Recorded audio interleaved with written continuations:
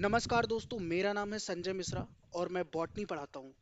दोस्तों, आज के इस वीडियो में हम डिस्कस करने वाले हैं 11th क्लास एनसीईआरटी बायोलॉजी में दिए गए एक chapter morphology of flowering plants के एक टॉपिक मालवेसी फैमिली के बारे में। दोस्तों, जैसा कि हमें पता है कि नीट के पॉइंट ऑफ व्यू से ये चैप्टर बहुत ही इंपॉर्टेंट है और इससे नंबर ऑफ क्वेश्चंस भी बहुत आते हैं। दोस्तों, इसमें फैमिलीज दी गई हैं, कई सारी फैमिलीज हैं। हर फैमिलीज पे हमने सोचा कि एक छोटी छोटी वीडियो बनाई जाए ताकि आप अच्छे से रिवीजन कर सकें और अच्छे नंबर ला सकें। दोस्तों, आज के इस वीडियो में हम जिस फैमिली में के बारे में डिस्कस करने वाले हैं उस फैमिली का नाम है मालवेसी फैमिली। दोस्तों, इस फैमिली की एक खास बात है कि इसमें जो प्लांट्स पाए जाते हैं उसको आप अपने दैनिक जीवन में कई बार देख चुके हैं। ठीक है। तो आप अगर उसे अपनी लाइफ से रिलेट कर पाएंगे तो कहीं ना कहीं फैमिलीज को पढ़ना और रटना आपके लिए बहुत आसान हो जाएगा। रटना इन द सेंस, अगर इंफॉर्मेशन आपके दिमाग में होगी, आप उसको रिलेट कर पाएंगे तो वो चीज़ें आपको लर्न हो जाएंगी, याद हो जाएंगी। ओके। तो दोस्तों, हम मालवेसी फैमिली के इंट्रोडक्शन के बारे में हम सबसे पहले बात करेंगे। तो इसके इंट्रोडक्शन में एक चीज़ आपको ध्यान रखने की ज़रूरत है जो एग्जाम में आ सकता है। ये फैमिली जो है वो किस ऑर्डर में पाई जाती है। तो दोस्तों, ऑर्डर का नाम मालवेल्स है जिसमें ये फैमिली पाई जाती है। और इसमें जो प्लांट्स इंक्लूड किए गए हैं, इसमें जो प्लांट्स पाए जाते हैं उनमें जैसे हिबिस्कस है, आपको ये डायग्राम दिख रहा होगा, हिबिस्कस है, एबेलमास्कस है, जो भिंडी बोलते हैं उसको। ठीक है। और उसके बाद में कॉटन प्लांट्स और बहुत सारे ऐसे प्लांट्स हैं जो आपको देखने को मिलेंगे। ठीक है। इंट्रो में अगर हम थोड़ा और जानेंगे इसके बारे में तो ये जो फैमिली है लगभग 4000 स्पीसीज को इंक्लूड किए है खुद में। इस फैमिली के अंदर लगभग 4000 स्पीसीज पाए जाते हैं। ठीक है। इनमें जो प्लांट्स होते हैं वो कुछ तो हर्ब्स होते हैं और कुछ श्रब होते हैं और कुछ ट्री होते हैं। ओके। तो आगे चल के हम इसके वेजिटेटिव कैरेक्टर्स के बारे में जब हम पढ़ेंगे तो एक्चुअल में हमें पता चलेगा कि इसमें जो स्टेम होता है, लीफ होती है, वो सारी चीजें कैसी होती है, उनका अरेंजमेंट कैसा होता है। ठीक है। तो हम इनके बारे में और जानकारी पाएंगे। तो अभी हम डिस्कस करने वाले हैं वेजिटेटिव कैरेक्टर्स के बारे में। तो वेजिटेटिव कैरेक्टर्स में हम बेसिकली किसको डिस्कस करेंगे? स्टेम को डिस्कस करेंगे, रू और लीफ के बारे में जानेंगे, स्टेम के बारे में जानेंगे और लीव्स के बारे में जानेंगे। इनमें लीव्स कैसी होती है, उनका अरेंजमेंट कैसा होता है। तो दोस्तों, अगर स्टेम के बारे में अगर हम बात करें तो इनका जो स्टेम होता है, पहली बात तो ब्रांच्ड होता है। ब्रांच्ड का मतलब दोस्तों, इनमें बहुत सारी ब्रांचेज पाई जाती हैं। ओके। इनमें बहुत सारी ब्रांचेज पाई जाती हैं। जैसे अगर आप गुड़हल का प्लांट देख लें, ठीक है, या भिंडी का पेड़ देखें तो उनमें भी आपको ब्रांचेस देखने को मिलेंगी। उसके बाद में दोस्तों, दूसरा जो कैरेक्टर दिया गया है वो इरेक्ट होता है स्टेम। इरेक्ट का मतलब जो स्टेम होता है वो सीधा होता है। ठीक है। तो कैसा होता है? इरेक्ट होता है दोस्तों। और उसके बाद में जो थर्ड कैरेक्टर इसका दिया है स्टेम का, स्टेम को बताया गया है कि ये सॉलिड होता है। सॉलिड का मतलब क्या होता है दोस्तों? कि जो स्टेम है उसके बीच में कोई होल नहीं होता है।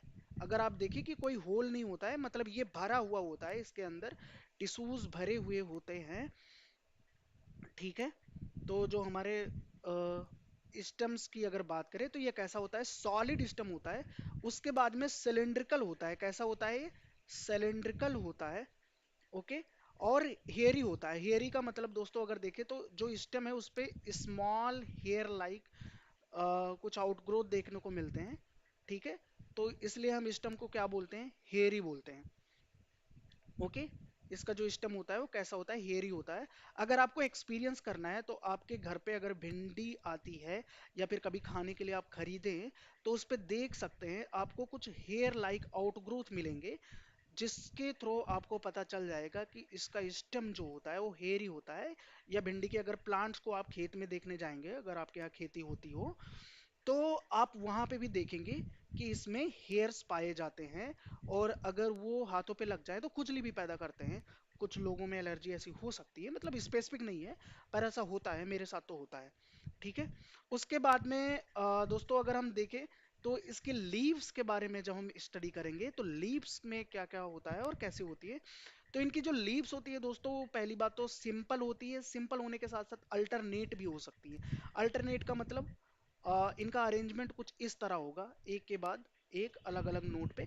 तो ये अल्टरनेट भी हो सकती है। दूसरी क्या है, राउंडेड होती है, इनकी जो लीव्स होती है वो कैसी होती है, राउंडेड होती है। उसके बाद में ये कैसी होती है, पाल्मेटली डिवाइडेड होती है दोस्तों, कैसी होती है, पाल्मेटली डिवाइडेड होती है। और स्टिप्यूल्स पाए जाते हैं इसमें, तो इसलिए इसको हम बोलते हैं स्टिपुलेट। इसमें लीव्स में क्या पाए जाते हैं, स्टिप्यूल्स पाए जाते हैं, तो इसलिए हम इसको क्या बोलते हैं, स्टिपुलेट बोलते हैं। ठीक है, तो ये रहा इनका वेजिटेटिव कैरेक्टर। अब धीरे धीरे जो हम आगे बढ़ेंगे तो इनके बारे में और हमें जानने को मिलेगा। दोस्तों अभी हम इनके फ्लोरल कैरेक्टर्स के बारे में डिस्कस करने वाले हैं। किसके बारे में, फ्लोरल कैरेक्टर्स के बारे में बहुत ही अच्छे से डिस्कस करने वाले हैं। तो सबसे पहले हम डिस्कस करेंगे इन्फ्लोरेसेंस के बारे में। किसके बारे में, इन्फ्लोरेसेंस के बारे में। तो इनमें कितने तरह का इन्फ्लोरेसेंस पाया जाता है, पहला तो साइमोज है जो काफी रेयर पाया जाता है। मतलब रेयर इन द सेंस किसी किसी प्लांट में पाया जाता है, इस फैमिली के किसी किसी स्पीसीज में, सभी में नहीं पाया जाता है। अगर इस फैमिली की बात करें तो इस फैमिली में जैसा कि हमने इंट्रो में देखा था, अप्रॉक्स 4000 स्पीसीज हैं दोस्तों। तो उनमें से किसी भी स्पीसीज में पाया जा सकता, लेकिन उनका जो नंबर होता है वो स्पीसीज का बहुत ही कम है। और उसके बाद में मोस्टली इनमें जो इन्फ्लोरेसेंस होता है वो कैसा होता है, रेसिमोज टाइप का इन्फ्लोरेसेंस होता है दोस्तों। कैसा होता है, रेसिमोज टाइप का इन्फ्लोरेसेंस होता है। उसके अलावा कुछ जगह पे सोलेटरी भी पाया जाता है। कैसा इन्फ्लोरेसेंस, सोलेटरी इन्फ्लोरेसेंस पाया जाता है। अब अगर आपको समझाना चाहूँ मैं, तो साइमोज क्या होता है, साइमोज टाइप का इन्फ्लोरेसेंस वो होता है दोस्तों जिसमें जो ओल्ड फ्लावर होता है, ओल्ड फ्लावर का मतलब अगर हम देखें तो जो सबसे पहला फ्लावर हुआ होगा वो सबसे टॉप पे पाया जाता है। तो अगर ये फ्लावर टॉप पे पाया जाएगा तो ये क्या करेगा, ग्रोथ को रोक देगा, ग्रोथ चेक कर देगा, जिसके कारण जो न्यू यंग फ्लावर होंगे वो साइड ब्रांचेस पे उगेंगे। दोस्तों आपको ये दिख रहा होगा कि वो साइड में उग रहे हैं, ब्रांचेस पे उगेंगे। तो इसलिए जो सबसे पहला फ्लावर होगा वो टॉप पे हो जाएगा, तो ग्रोथ को चेक कर दिया करेगा। ठीक है, तो ऐसा बहुत कम देखने को मिलता है, रेयर देखने को मिलता है। उसके बाद में दूसरा टाइप का जो इन्फ्लोरेसेंस आता है वो साइमोस टाइप का इन्फ्लोरेसेंस है। कैसा है, साइमोस टाइप। इसमें क्या होता है, जो ओल्ड फ्लावर होता है वो साइड में होता है, लेटरल होता है, जबकि जो न्यू यंग फ्लावर होता है वो टॉप पे होता है। अगर टॉप पे देखो तो ये न्यूली फॉर्म है, यंग फ्लावर है।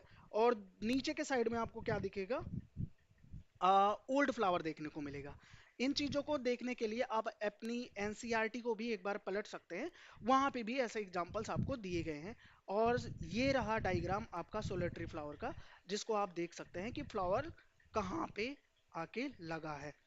ओके, अब उसके बाद में अगर इसके फ्लावर के कैरेक्टर्स के बारे में, अभी ये हमने बात की इन्फ्लोरेसेंस के बारे में, अभी अगर हम इसके फ्लावर के कैरेक्टर्स के बारे में बात करते हैं तो कैसा होता है। पहली बात तो इनके फ्लावर में ब्रैक्ट पाया जाता है। क्या पाया जाता है, ब्रैक्ट पाया जाता है। ठीक है, क्या पाया जाता है, ब्रैक्ट पाया जाता है। उसके बाद में इनका जो फ्लावर होता है बाइसेक्सुअल होता है। बाइसेक्सुअल का मतलब दोस्तों, मेल और फीमेल फ्लावर, एक ही मेल और फीमेल सेक्स ऑर्गन जो है एक ही फ्लावर में होते हैं मोस्टली। तो ऐसे फ्लावर को हम बाइसेक्सुअल बोलते हैं। एक्टिनोमार्फिक होते हैं वो, कैसे होते हैं, एक्टिनोमार्फिक। ठीक है, एक्टिनोमार्फिक होते हैं फ्लावर। और कैसे होते हैं, हाइपोगाइनस होते हैं। कैसे होते हैं, हाइपोगाइनस होते हैं। ठीक है, और उसके बाद में pentamerous. Pentamerous in the sense अगर हम देखें तो जो एसेसरी पार्ट्स होते हैं उनका जो नंबर होता है अप्रॉक्स 5 होता है। तो ऐसे फ्लावर को हम क्या बोलते हैं, पेंटामेरस बोलते हैं। एसेसरी ऑर्गन्स में जैसे हमारे कैलेक्स और करोला आते हैं। तो इन सब चीजों की बात हम आगे करेंगे। ठीक है, तो दोस्तों आगे की स्लाइड पे हम चलते हैं और इसको और डिटेल में समझने की कोशिश करते हैं। अब यहाँ पे हम बात करेंगे जो इसके फ्लोरल ऑर्गन्स हैं, फ्लोरल पार्ट्स हैं। तो दोस्तों आपको जैसा कि बहुत अच्छे से पता होगा, हर फ्लावर में 4 पार्ट होते हैं, कैलिक्स होता, कोरोला होता, एंड्रोसियम होता और गाइनोसियम होता है। ठीक है, तो कैलिक्स और करोला जो है वो एसेसरी ऑर्गन्स होते हैं, एंड्रोसियम और गाइनोसियम क्या होते हैं, रिप्रोडक्टिव ऑर्गन्स होते हैं। ठीक है, तो कैलिक्स जो इनमें होता है वो कैसा होता है, कैलिक्स कैसा होता है, 5 इन नंबर। इनमें जो सेपल्स होते हैं वो कैसे होते हैं, 5 होते हैं। ठीक है, और कैसे होते हैं, गैमोसेप्लस होते हैं। कैसे होते हैं दोस्तों, गैमोसेप्लस। गैमो का मतलब एक दूसरे से जुड़े हुए होते हैं। ठीक है, और उसके बाद में इनका जो एस्टिवेशन होता है वो कैसा होता है, वॉल्वेट एस्टिवेशन होता है दोस्तों। कैसा होता है, वॉल्वेट एस्टिवेशन। वॉल्वेट एस्टिवेशन में मतलब कोई ओवरलैपिंग आपको देखने को नहीं मिलती है। तो और कैसे होते हैं, यूनाइटेड होते हैं, वॉल्वेट एस्टिवेशन होता है। तो ये चीजें आपको कैलिक्स में देखने को मिलेगी। एक चीज और यहाँ पे और लिखा है, परजिस्टेंट होते हैं। मतलब परजिस्टेंट का मतलब ये आपको बाद में भी देखने को मिलते हैं, फ्लावर के बाद में, मान लो सीड के साथ कैलिक्स अटैच रहता है, तो ऐसे कंडीशन में परजिस्टेंट बोलते हैं। उसके बाद में दोस्तों हम जिक्र करेंगे कोरोला के बारे में। कोरोला कैसा होता है, ये भी पेंटामेरस होता है, मतलब नंबर ऑफ पेटल जो होते हैं, पेटल। दोस्तों अगर देखें तो कोरोला जो है ना, उसकी जो यूनिट है उसको हम पेटल बोलते हैं। कैलिक्स की जो यूनिट है उसको हम सेपल बोलते हैं। उनका नंबर जो होता है वो कैसा होता है, 5 होता है। उसके बाद में ये पॉलीपेटलस होते हैं। पॉलीपेटलस मतलब ये यूनाइटेड नहीं होते, अलग अलग होते हैं दोस्तों। कैसे होते हैं, अलग अलग होते हैं। और इनका जो एस्टिवेशन होता है वो कैसा होता है, ट्विस्टेड एस्टिवेशन होता है। कैसा होता है, ट्विस्टेड एस्टिवेशन होता है। और ये कैसे होते हैं, म्यूसिलेजिनस होते हैं। म्यूसिलेजिनस का मतलब थोड़े चिपचिपे होते हैं। अगर आप गुड़हल के फूल को अगर देखेंगे तो उसका जो रेड कलर का पार्ट होता है वो कोरोला होता है, और वो थोड़ा सा चिपचिपा होता है। और बहुत ही कलरफुल और अट्रैक्टिव होता है। अट्रैक्टिव होता है जिससे पॉलिनेटर आके उस पे बैठे और क्या करे, अट्रैक्ट हो। ओके। अब उसके बाद में हम बात करेंगे एंड्रूशियम के बारे में दोस्तों। किसके बारे में, एंड्रूशियम के बारे में। तो एक चीज ध्यान रखने की बात है, इनमें जो एंड्रूशियम होता है और 5 to 10 स्टेमन्स पाए जाते हैं इनमें। ये बहुत ही इंपॉर्टेंट चीज है, और इसके थ्रू आप इसके पूरे फ्लोरल फार्मूले को टिक मार सकते हैं, ये चीज अगर आपको याद है तो। ओके। और ये जो इसकी स्टाइल है दोस्तों, अगर इसका जो फिलामेंट होता है वो इसकी स्टाइल से कैसे होता है, यूनाइटेड होता है, जुड़ा हुआ होता है। ओके।